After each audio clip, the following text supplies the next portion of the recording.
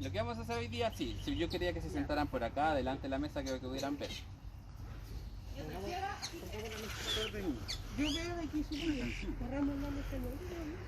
Ya, lo que vamos a hacer ahora va a ser preparar el sustrato de almácigos.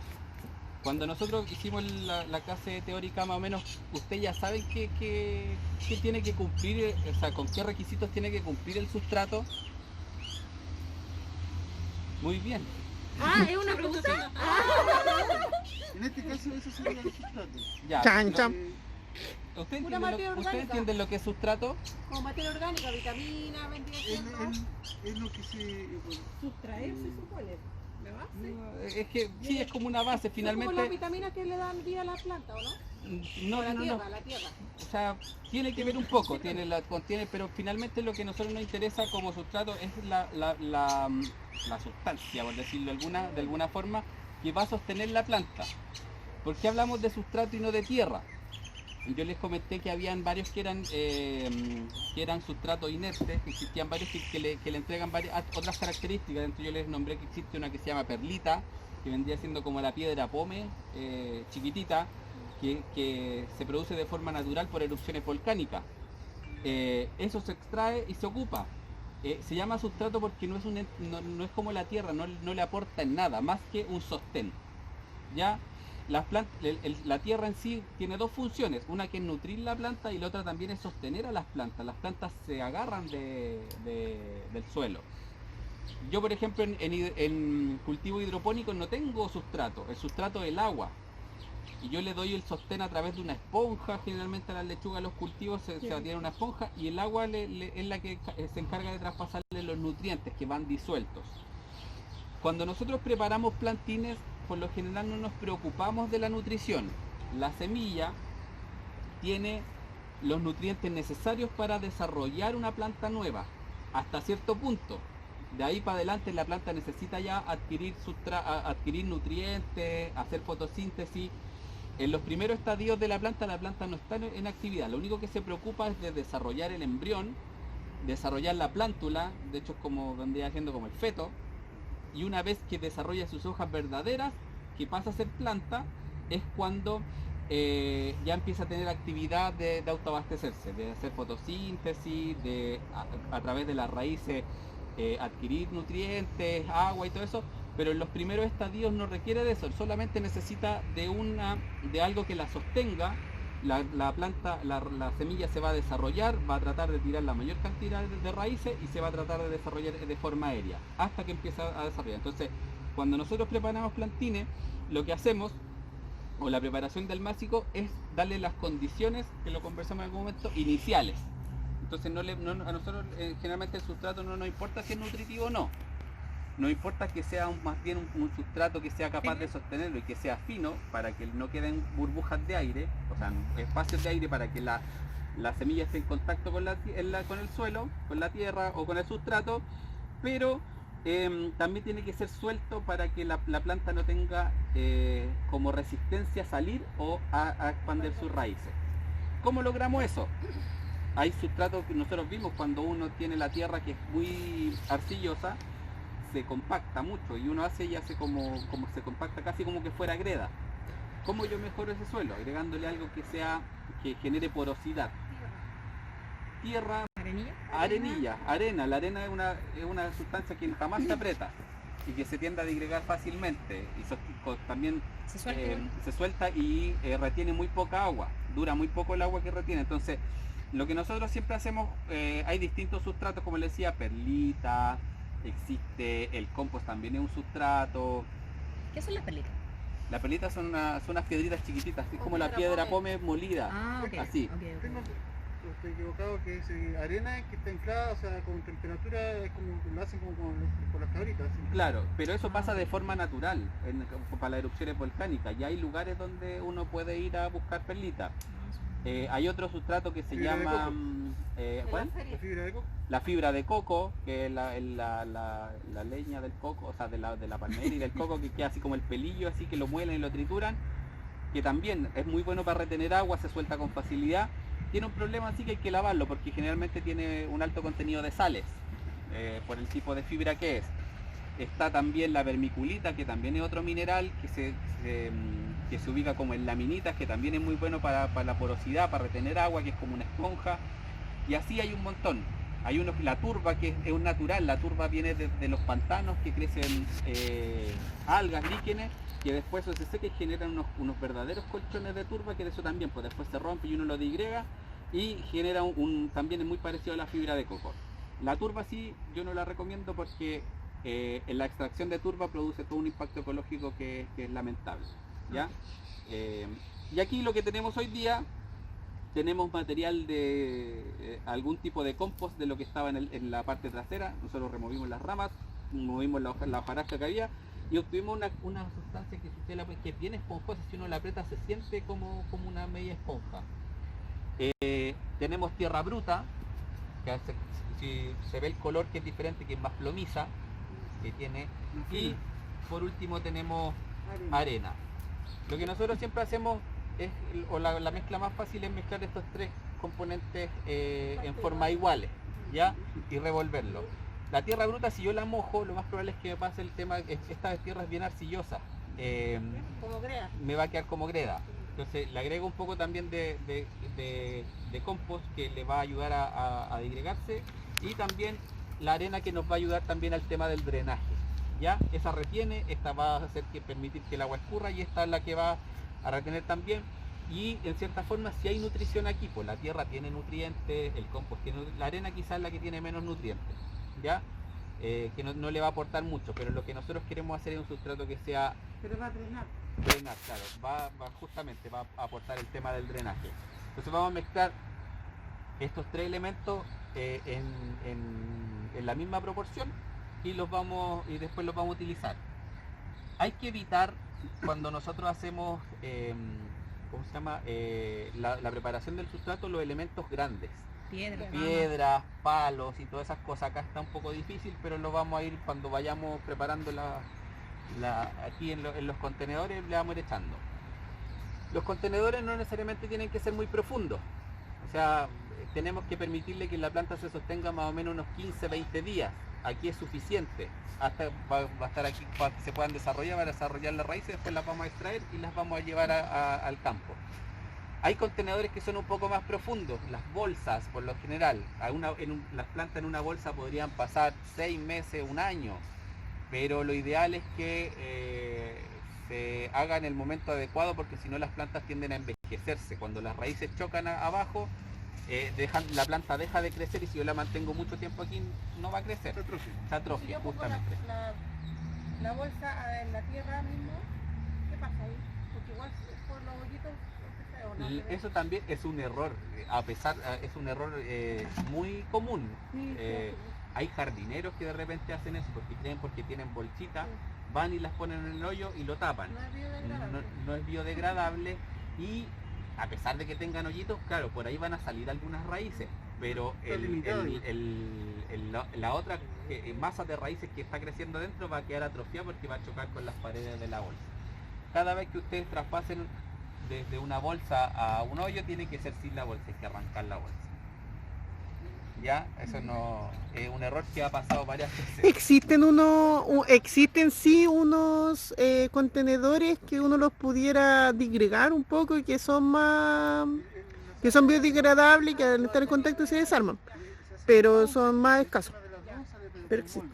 Por lo general están hechos a base de fibra de coco. Lo deben vender y deben ser re caros.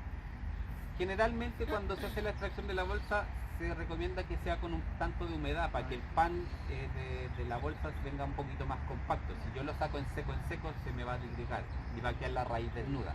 Y nosotros hablamos de eso, hay trasplantes de raíz desnuda, pero es muy poco efectivo.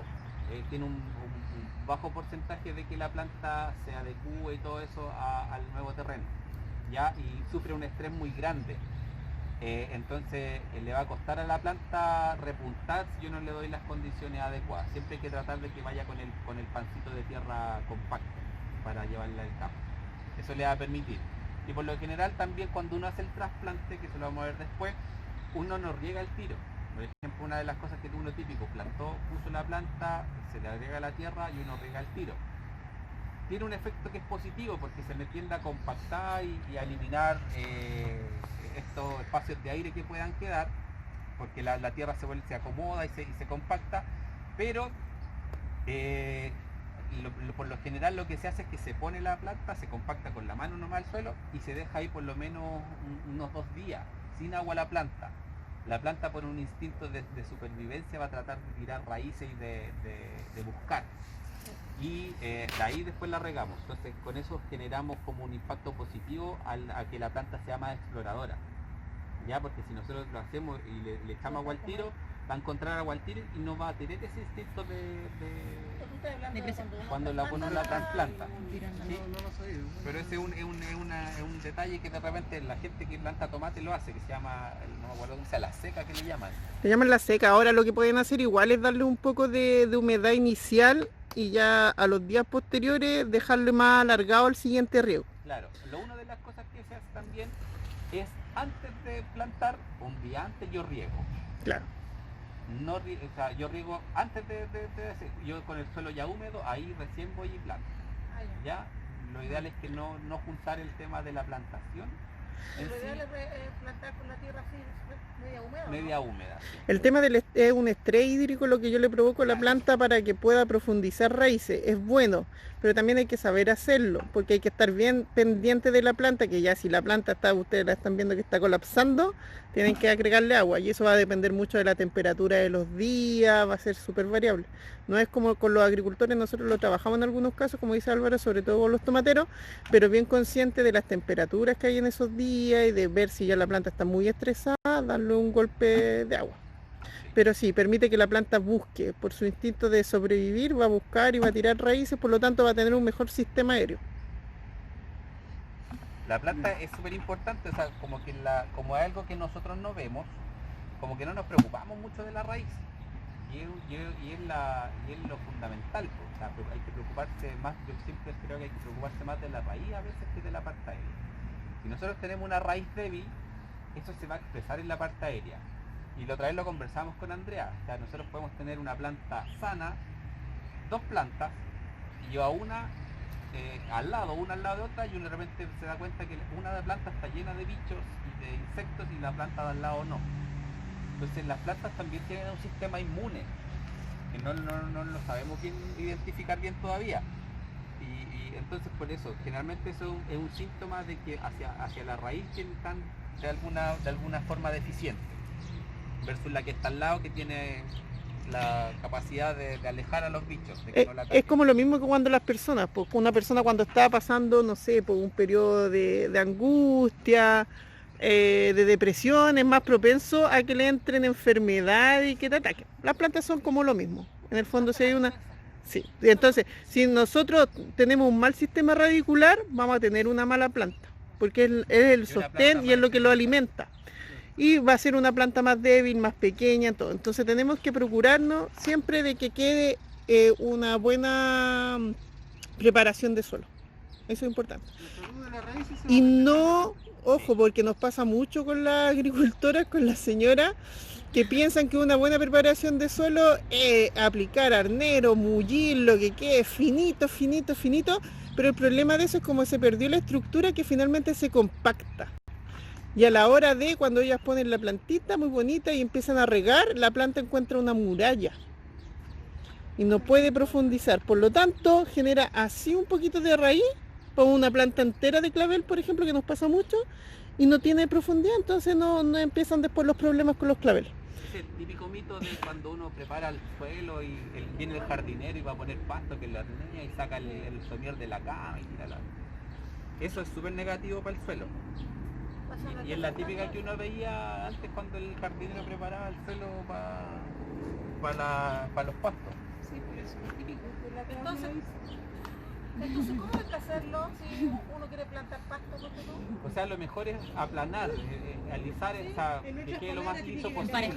Tiene que en el fondo romperlo para que se pierda, para que se disgregue, para que se rompa y tenga profundidad, pero no sobreelaborarlo, o sea, lo deja mullido, lo rastrilla, sí, saca los terrones más gruesos, los rompe, las piedras que pueden estar, y eso. Ya, en la misma porción las 3 cosas. Yo en los maceteros que ocupo de este tamaño, hago eso, le remuevo la mitad, la otra mitad la dejo tal cual. Y esa mitad yo la zarandeaba. Y ahí yo ¿Esa arenilla dónde? Ahora lo bueno que hagas también, y a veces igual si lo puedes, es mover lo de abajo, po, porque lo de abajo se te va a ir cada vez más compactando. Entonces tú vas a tener una súper buena parte de arriba, pero cuando quiera profundizar esa raíz va a llegar y va a chocar con algo. Pensé que era de acá. Entonces siempre igual, si es una planta nueva y que va a estar moviendo, cambiarla. Mover completo. Ya. Vimos como lo que tiene que ver con el sustrato. Ya hablamos de algunos temas. Y otra cosa que es importante, acá vamos a reciclar. En algún la gente con la que ustedes van a trabajar con bandejas Stirling, ¿ya? Que es la bandeja que va con celdita y todo, tiene los espacios delimitados. Y cada celdita tiene un hoyito abajo. Son sustratos, Pero el drenaje. para el drenaje justamente. Acá lo que nosotros hicimos, cortamos unos bidones de cloro, COVID, y Infectados. no, pues eran de cloro. secuelas que deja COVID. Claro, entonces, como había mucho en la municipalidad que lo iban a botar y plástico y todo eso, decidimos reutilizarlo. Ya, vamos a ocupar esto para meter el sustrato y le hicimos mucho hoyito abajo. Ya, que es importante porque recuerden que tiene que drenar. Si yo lo dejara esto cerrado, No tendría que uno oxígeno. podría decir, para que no se pierda el agua, generalmente lo que pasa, como también abajo no respira, se produce un sector de pudrición. Y lo que vamos a tener que cuando las raíces lleguen abajo y estén ahí, se empiecen a desarrollar, las raíces van a salir por lo general naranjas, medias café, porque se van a empezar a pudrir, se asfixian. Recuerden que las raíces necesitan aireación, necesitan aire. Un porcentaje que es menor, pero lo necesitan, es importante. Y el típico, cuando uno saca una planta y la observa, uno debiera ver raíces blanquitas, blanquecinas o el café, pero cuando están naranjas, y se nota, es un naranjo bien intenso, es cuando la raíz ya está muerta y está en estado de oxidación. ¿Ya? Y eso es negativo, lo que nosotros tenemos que evitar es eso. Entonces por eso nosotros le hacemos un montón de hoyitos.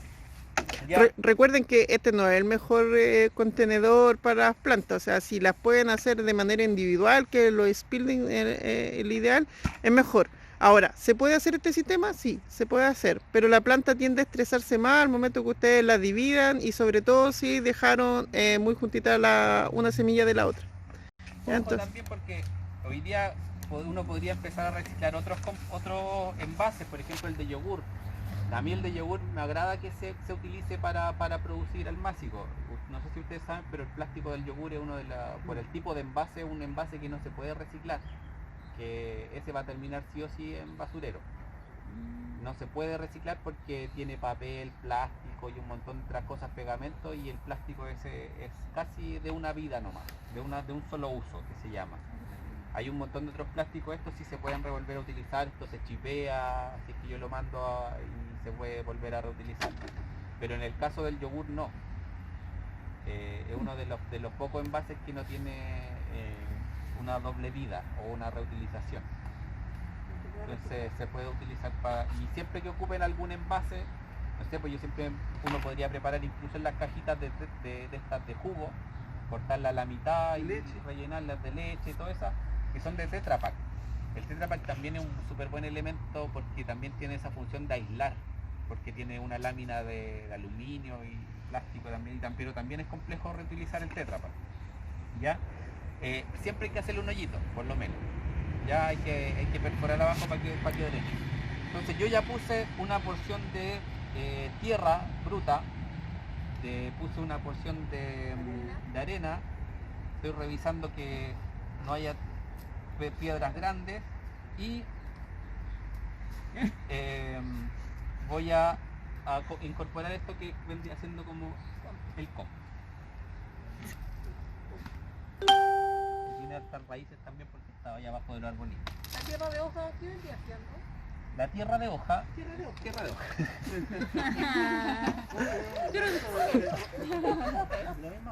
Es un sustrato, lo que pasa es que a mí, por lo general, nosotros estamos súper acostumbrados a la tierra de hoja porque es lo que más encontramos en las ferias, en los viveros donde la gente vende plantas.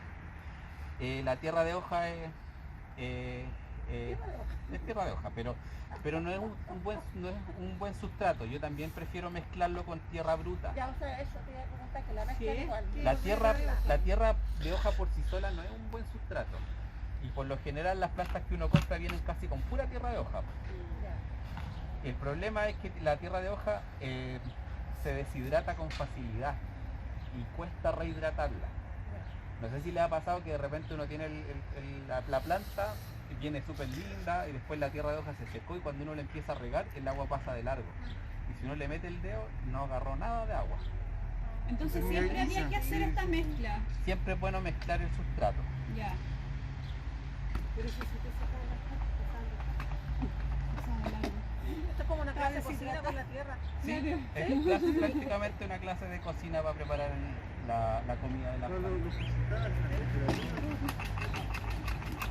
Oye, en Concentrar y este tipo de lugares, ¿alguna vez escuché que como que cocían la tierra, como que le mataban como toda la vida porque Sí. tenían que cumplir ciertas normas, como para no General- tener bichos? Generalmente las plantineras que son así como por ejemplo que son certificadas, que se preocupan por ejemplo empresas que se dedican solamente a la producción, por decirte algo, de plantas de olivo. Hay empresas que se dedican exclusivamente a producir tipos de plantas de olivo. Ujú. Cuando producen la tierra de las bolsitas de las plántulas, ellos esterilizan la tierra. Hay varios métodos. Hay uno que es por vapor, que se le inyectan unas verdaderas agujas, tubos, a la tierra y que liberan vapor a alta presión, a alta temperatura, que termina por finalmente matar todos los microorganismos. Queda un microorganismo inerte. Por microondas, uno podría agarrar un macetero, meterlo al microondas y va a morir todos los microorganismos que están dentro. ¿Ya? Generalmente se usan por calor y alguna acción así como de ese tipo. ¿Ya? Sí se usa. Algunos productores orgánicos también esterilizan la tierra de la producción de los plantines porque así matan los microorganismos. Y él decía, si no necesitamos microorganismos en este momento, los microorganismos van a estar allá en el terreno. Ya. ¿Ya? Y Pero ellos eso para que se aseguren. ellos aseguran de que no van a haber patógenos que afecten a la plantita. Piense que cuando están en este estado es cuando están más como débil, pues como un bebé, pues, es cuando más puede ser afectado por otro organismo. Entonces por eso por lo general se hace. Pero no afecta, por ejemplo, en el caso del olivo, después la calidad del aceite, No. ¿no? No es cuando es solamente inicial. No, porque Que es inicial, pues. Después lo que ellos que después van a plantar el olivo es bruto, normal. claro. Ah, Y ahí uno puede hacer incorporación de compost, de compost, de microorganismos benéficos y todo el tema. ya. ¿Ya? En este caso, por eso yo decía, a mí no me preocupa, yo en este momento ocupo el compost porque me da como esponjosidad y porque retiene agua. Pero no me preocupan los microorganismos y no me preocupan, y también entendiendo que este es un compost maduro, que ya pasó por un proceso de donde se calentó naturalmente y fermentó y todo eso. ¿Ya? Ya.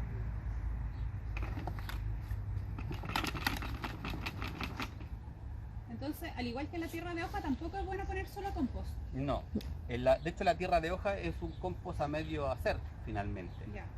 Esa tierra de hoja debiera evolucionar y debiera seguir descomponiéndose hasta lograr una cosa así, muy mullida, muy fina. La tierra de hoja entonces también tiene una deficiencia porque los microorganismos necesitan nitrógeno por lo general para desarrollarse y consumen nitrógeno. Y se produce un efecto que se llama el hambre de nitrógeno, porque si yo planto una planta ahí, los microorganismos van a competir con la planta por el consumo de nitrógeno.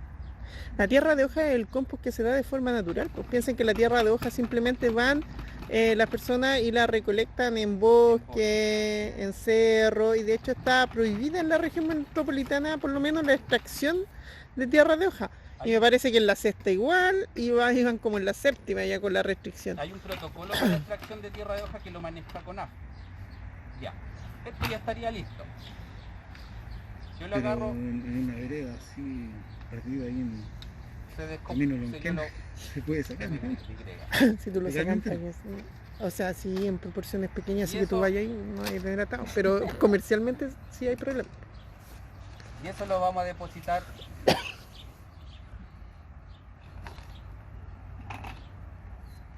en el contenedor. Como regla general, uno siempre deja como un dedito, así unos centímetros, un poquito menos.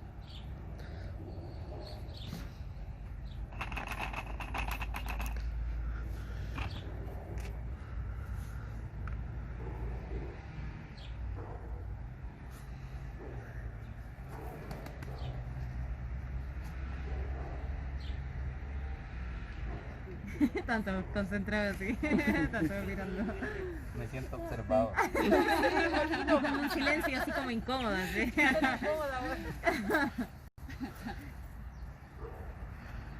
Tampoco la idea tampoco es compactarlo en exceso.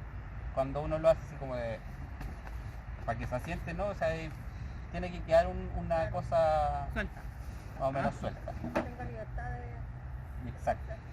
Hay otras técnicas, dependiendo del tamaño de la semilla, por ejemplo, se hacen hoyitos con todos los palos blandos. Se van haciendo hoyitos. Esto se moja y después se van marcando los hoyitos donde se van a depositar las semillas, ¿ya? Cuando son semillas muy pequeñas, una de las cosas que se hace, se deja una capa más baja, se pone la semilla y después se le espolvorea tierra más fina, que tampoco es lo recomendable porque esa tierra fina a veces se compacta mucho. Tiene que ser como una tierra con arena, se le espolvorea y se deja ahí, ¿ya? Ahora lo que vamos a hacer va a ser eso, o sea, vamos a dejar esto, lo vamos a hidratar. Nos trajimos, por ejemplo, un aspersor, que sería lo ideal para hidratarlo, y después de eso vamos a marcar los hoyitos y vamos a ir poniendo las semillas. Álvaro, Sí. si tú ya tienes una planta y ya ha bajado la tierra, ¿tú puedes agregarle esto encima? Para preparar almácigos, no. Yo no lo es que recomiendo. No es para preparar, es ya la tierra